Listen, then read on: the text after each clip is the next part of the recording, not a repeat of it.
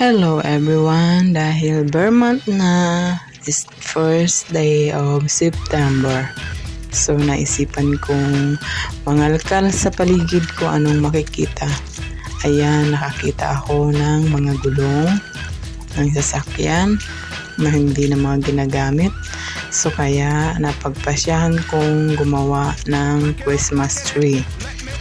Ayan, pinagkuha ko na, pinag-umpisahan ko ng maglinis tapos para maging maganda ang itsura niya. Linis na lahat is ida-dry na para mapatuyo na. Pag natuyo na is pipinturahan na. So, dahil wala akong kapira-pira, so kung ano na lang ang meron kaming nakalkal sa bodega, yun na lang ang aming ginawa.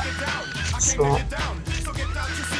ang plano ko sana dyan is green pintura yung brush, kaso wala kaming pera. So ayan ang nakita sa bodega, yung yellow spray paint. So kung ano na lang meron, pinagtyagaan na lang namin para maging Christmas tree.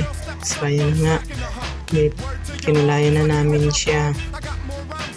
Tapos yung pakatuyo niya is pinagpatong-patong na namin. Okay na, nilagayin ko na yung mga old Christmas light last year. Tapos nag-isip ako kung ano pang mailalagay kong design. So nagkalkal ako sa mga toys ng aking anak. Ayan, marami akong nakitang toys. So yun ang nilagay ko para dagdag display, para maging maganda ang Christmas tree.